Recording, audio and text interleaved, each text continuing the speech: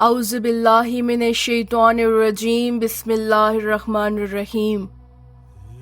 جب زندان شام میں اللہ کے رسول صلی اللہ علیہ وآلہ وسلم کی نواسیاں قید تھیں، اس قید میں نواسہ رسول امام حسین علیہ السلام کی ایک چھوٹی بچی بھی تھیں۔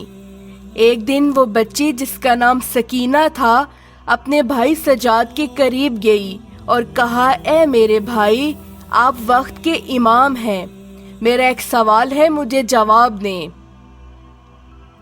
امام سجاد علیہ السلام نے سر کو اٹھایا اور فرمایا، اے میری پیاری بہن، پوچھو جو پوچھنا چاہتی ہو۔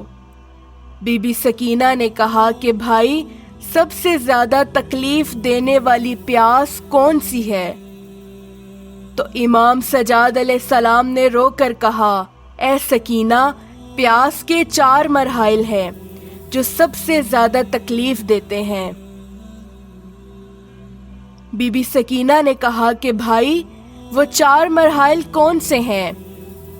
امام سجاد علیہ السلام نے کہا کہ پہلا تکلیف دینے والا مرحلہ وہ ہے جب انسان کی آنکھوں کے سامنے اندھیرا چھانے لگے اور اسے دیکھنے میں تکلیف ہو۔ تو بی بی سکینہ نے کہا کہ بھائی، وہ کیسا ہوتا ہے؟ امام سجاد نے رو کر کہا کہ جیسے تمہارا بھائی قاسم وقت شہادت بابا حسین کے قریب گیا اور کہنے لگا، اے میرے آقا، مجھے آنکھوں سے صحیح نظر نہیں آتا، اس وقت وہ پیاس کے پہلے درجے پہ تھا۔ بی بی سکینہ نے رو کر پوچھا، بھائی، دوسرا درجہ؟ تو امام سجاد علیہ السلام نے رو کر کہا کہ اے میری پیاری بہن، دوسرا درجہ پیاس کا اور تکلیف دینے والا درجہ ہے جب انسان کی زبان خشک ہو جاتی ہے اور وہ منہ میں چپک جاتی ہے۔ بی بی سکینہ نے کہا کہ بھائی، وہ پیاس کیسی ہوتی ہے؟ امام سجاد نے رو کر کہا کہ جب کربلا میں تیرا بھائی اکبر میدان میں تھا، اسے پیاس تکلیف دے رہی تھی، وہ دوڑتے ہوئے آیا اور کہنے لگا کہ بابا، میرا منہ خشک ہو گیا ہے، مجھے پانی دے دو۔ تو تیرے بابا حسین نے کہا، اکبر، تو اپنی زبان میرے منہ میں ڈال، شاید تجھے آرام مل جائے۔ تمہارے بھائی اکبر نے تمہارے بابا حسین کے منہ میں اپنی زبان ڈالی تو وہ رو کر زبان واپس نکال لی اور رو کر فرمانے لگے کہ بابا، آپ کا منہ تو مجھ سے زیادہ خشک ہے۔ وہ درجہ پیاس کا دوسرا درجہ ہے۔ بی بی سکینہ نے رو کر کہا کہ بھائی، تیسرا درجہ پیاس کا کیسا ہوتا ہے؟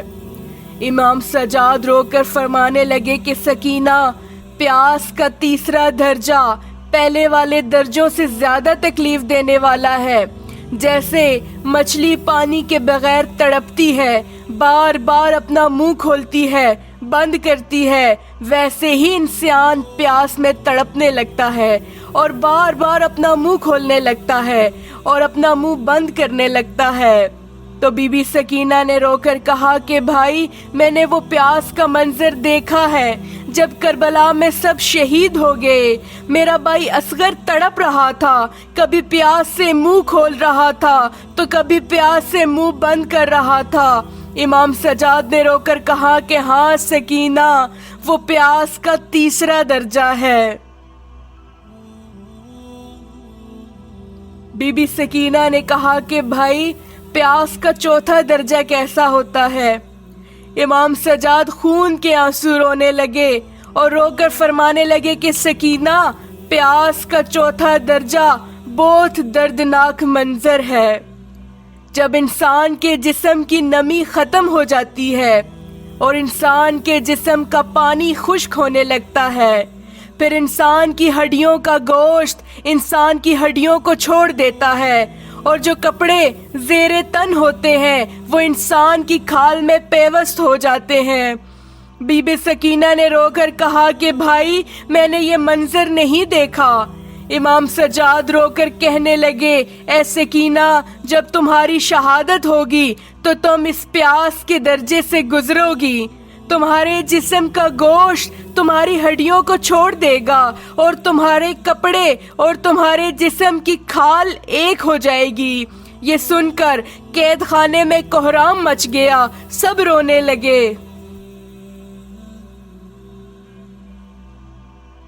اللہ کے رسول کی اولاد نے پیاس کے ہر درجے کی تکلیف برداشت کی تاکہ ہم تک اللہ کا دین پہنچے، ہم نماز پڑھ سکیں، اللہ کے لیے روزے رکھ سکیں، لیکن افسوس تو یہ ہے کہ ہم پیاس کے پہلے درجے تک بھی نہیں پہنچتے، پھر بھی روزہ نہیں رکھتے۔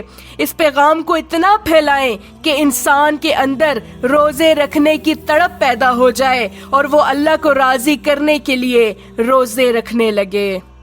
اللہم صلی علی محمد و آل محمد۔